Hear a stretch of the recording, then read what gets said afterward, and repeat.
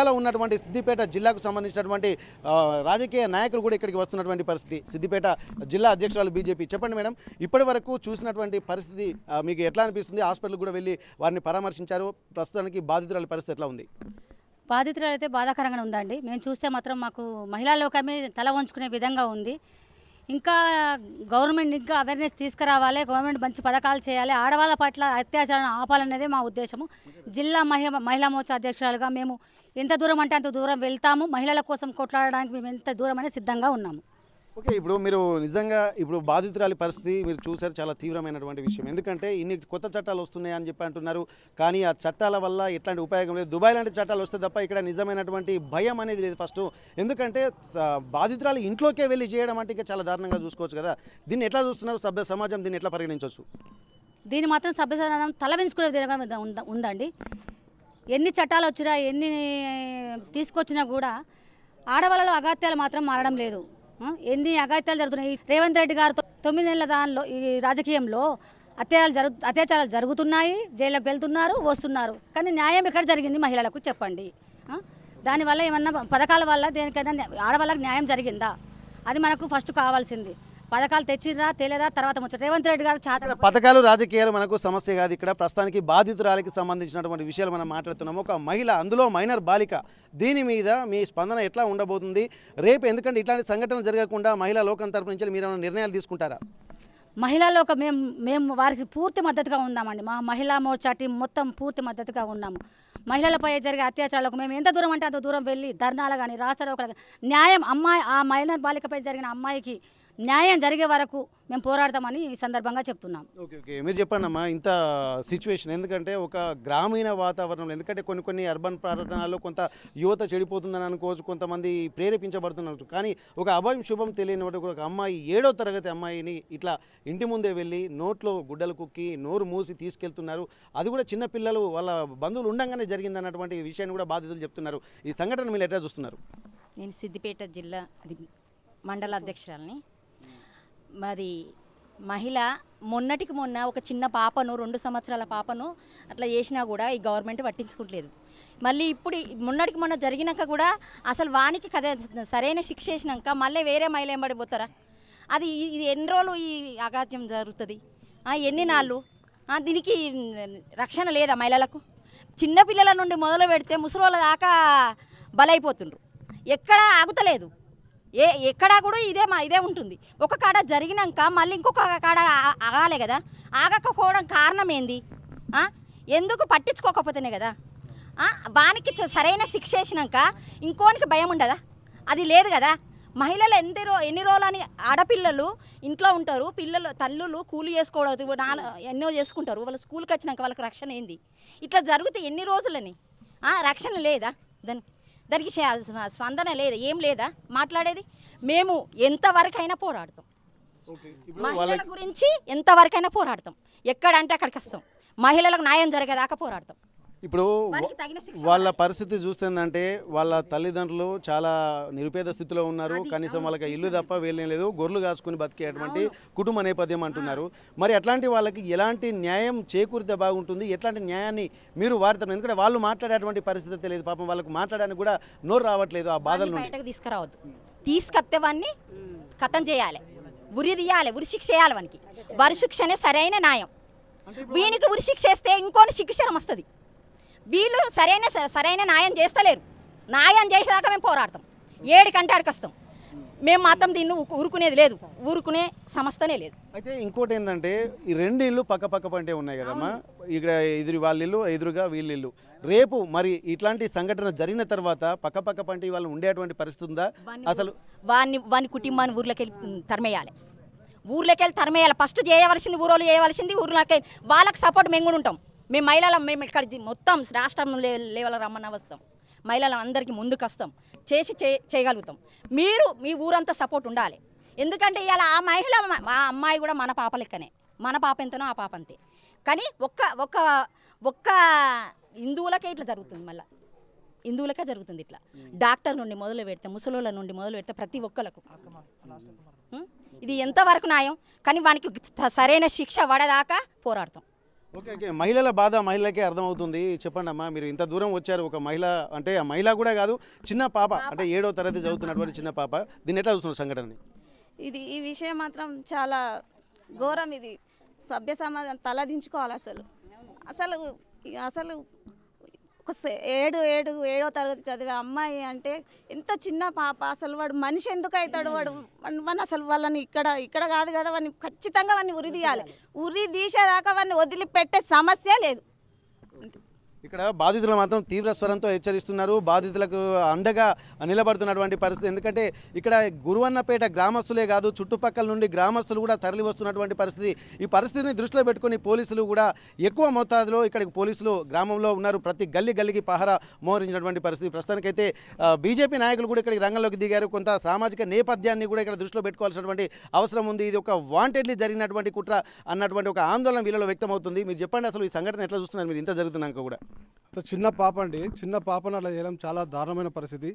మరి ఈ ఊర్లో ఇట్లా వీళ్ళందరూ కూడా అందరు కలిసి వస్తే తప్పకుండా మనకి భారీ పెద్ద శిక్ష చేసే విధంగా ఉరి శిక్ష కానీ అసలు కొట్టి చంపాలి. ఎందుకంటే చిన్న పాప అంటే 7వ తరగతి చదువుతుందని తెలుసు, అంటే 11 years or 12 years ఉంటుంది. అంత చిన్న పాప పైన అంత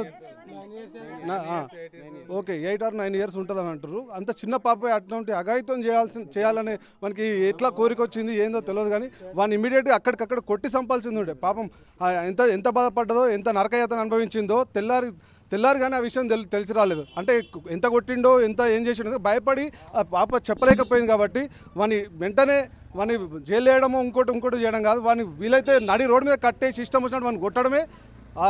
అట్లాంటి పని చేస్తేనే మనకు ఒక బుద్ధి వచ్చే పరిస్థితి ఉంది. ఇలా దేశవ్యాప్తంగా ఎక్కడ పడితే అక్కడ హిందువులపైన హిందూ అమ్మాయిలపైన ఇటువంటి దాడులు జరుగుతున్నాయి. మనం చూస్తూనే ఉన్నాం. మొన్న బంగ్లాదేశ్లో జరిగింది.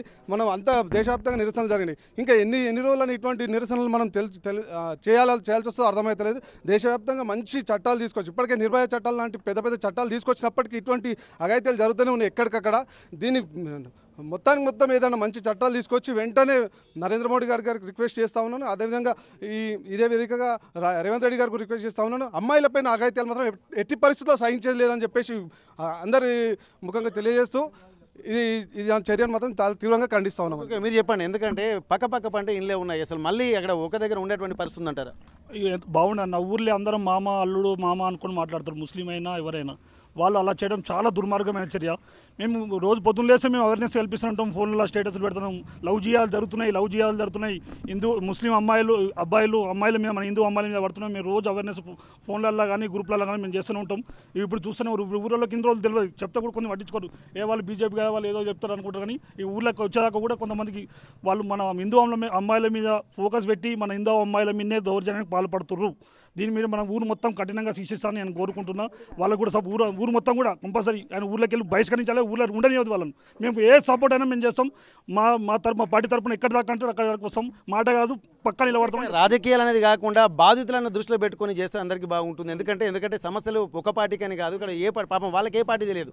మనం పోయి రాజకీయాలు చేయడం కాకుండా ఇక్కడ బాధితుల తరపు నుంచి ఏం చేయాలన్నటువంటి పరిస్థితి మనం చూడాల్సినటువంటి వస్తుంది. మీరు చెప్పండి, అసలు ఇంత సిచ్యువేషన్ జరుగుతున్నాక కూడా ఊళ్ళల్లో కూడా కొంతమంది ఇప్పుడు 144 సెక్షన్ విధించినటువంటి పరిస్థితి. ఎందుకంటే ఊరు కూడా ఒక ఏకమైనటువంటి పరిస్థితి అయితే కనిపిస్తుంది.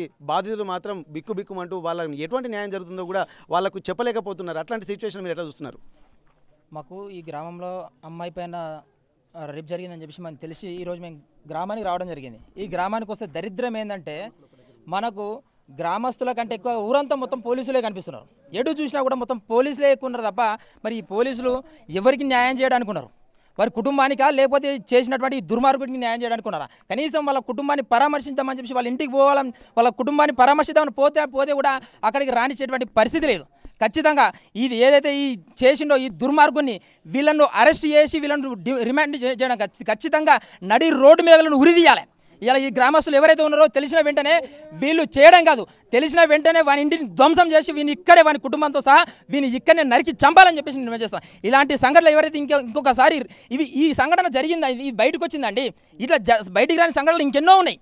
ఇది లవ్ జిహాదీ అనే పేరు మీద ఇలా కేవలం హిందూ మహిళలనే టార్గెట్ చేసుకొని ఇలా వాని కళ్ళకు కనీసం చిన్నపిల్ల వానికి కూడా ఒక చిన్న చెల్లి ఉంటుంది, వాని అక్కకో వాని చిన్న చెల్లి ఉంటుంది, కనీసం వాని కళ్ళకు కనిపించలేదా? ఇంత దుర్మార్గంగా వ్యవహరిస్తున్నారంటే ఖచ్చితంగా ఇలాంటి దుర్మార్గాలను నడి రోడ్డు మీద ఉరిదీయాలని చెప్పేసి మేము డిమాండ్ చేస్తా ఉన్నాం. ఓకే, అయితే ఇక్కడ చాలా తీవ్రంగా హెచ్చరిస్తున్న ఒకసారి గ్రామస్తులను కూడా మనం మాట్లాడదాం. గ్రామ సంబంధించినటువంటి వాళ్ళు కూడా ఒకసారి ఉన్నారు. ఇది నిజంగా మీ ఊళ్ళో ఇట్లాంటి పరిస్థితి తలెత్తుందని మీరు అనుకున్నారా? ఎందుకంటే దీన్ని ఒక రకమైనటువంటి కోణంలో ఆలోచిస్తున్నారు, ఒక కుట్రగా భావిస్తున్నారు. దీన్ని ఏం చూస్తున్నారు మీరు? వాడిని ఏం లేదు సార్, ఎటువంటి నడి రోడ్డు మీద ఉరిది చంపాలి, కానీ వానికి జైలు బీలు కూడా అవసరం లేదు. వాడిని ఏం లేదు, నడి రోడ్డు మీద తీసుకురావాలి, గొడ్డలతో నరికి చంపాలి వాడిని. ఇప్పుడు మరి ఇల్లు పక్క పంటే ఉంటుంది కదా, మరి వాళ్ళ ఊళ్ళో రేపు కూడా చేస్తాడు వాడు, దండి కుట్రబాజీ వాడు అదే పని చేస్తాడు. వాడిని చంపింది మేలు కానీ ఉంచవద్దు, మెయిన్ పాత్ర చంపాలి వాడిని. మీరేం చెప్తారండి? వాడిని ఉంచొద్దు సార్, ఇంత నీచానికి ఎత్తుకున్నాడంటే కదా, ఒక చంటి పిల్ల ఆమె చూస్తే మాకే ఆవేదన పుట్టుకొస్తుంది. పొద్దున్న నుంచి పనులు చేయకుండా ఇక్కడనే ఉన్నాం, కానీ వాడిని ఉంచొద్దు. మోసం మళ్ళీ వాడిని ఉంచుడే వద్దు, అసలుకే ఉంచొద్దు. నడి రోడ్డు మీద గొడ్డలతో నరికి చంపాలి వాడిని, అంతే, ఇంకో మాట లేదు. వాడిని ఉంచొద్దు, ఈ ఊళ్ళో ఉండలేదు. వాళ్ళు మన జాగ్రత్తగా ఇల్లే ఉండొద్దు, ఊళ్ళే ఉండొద్దు సార్. మేము మా ఊరికి ఇట్లాంటి గతి పట్టుడు దురదృష్టంగా భావిస్తున్నాం. ఎందుకంటే ప్రపంచంలో కానీ, దేశంలో కానీ, రాష్ట్రంలో కానీ ఎన్నో చూసినా కానీ మా ఊర్లోనే ఇలాంటి పరిస్థితి జరిగిందంటే అవమానంగా భావిస్తున్నాము. కానీ ఎట్టకేలకు అమ్మాయి నిన్నగాక మొన్న అట్లాంటి సంఘటన జరిగింది. కానీ అమ్మాయి చెప్పుకోలేక రక్తస్రావం కావడంతో ఆమెకు హాస్పిటల్ తీసుకుపోయి ఆమె చెల్లె కూడా గిట్లా జరిగింది అనే దాంతో బయటపడడం జరిగింది. అలాంటి బయటపడడం కూడా గోప్యంగా లాండ్ ఆర్డర్ గారు గోప్యంగా ఉంచి వాళ్ళని రాత్రి తీసుకుపోయి వాళ్ళను ఒక రకంగా బంధించిన అని చెప్తున్నారు. అమ్మాయికి కూడా మెరుగైన వైద్యం అందిస్తున్నా మన పోలీసు వారు చెప్తున్నారు. వాళ్ళు కూడా మేము ఈ యొక్క దరిద్రాన్ని మేము ఎట్టకేలకు వాని ఇంటిని వేరే విధంగా ఎలా చేస్తామనన్నా కానీ పోలీసు వారు ముందుకొచ్చి వారు ఏసీపీ గారు కానీ, సిఐలు కానీ, ఎస్ఐలు కానీ మా యొక్క ఊరు పరిస్థితిని సద్దుమనిచి ఒక హామీ ఇవ్వడం జరిగింది. ఎట్టి పరిస్థితుల్లోనైనా చట్టంలో ఎంత పెద్ద కేసు ఉన్నదైనా, ఎంత పెద్ద కేసు ఉంటే అంత పెద్ద కేసు ఆయన పై పెట్టి బయటకు రాకుండా చూసి పోక్స్ కేసు కానీ, ఇంకా నిర్భయ కేసు అలా ఇలాంటి ఎన్ని కేసులైనా వాడి ఆ బాబును బయటకు రాకుండా చేసే బాధ్యత మాది. మమ్మల్ని నమ్మురి, మాకు కూడా పిల్లలు ఉన్నారనే హామీ చుట్ల మేము సద్దుమనగడం జరిగినది.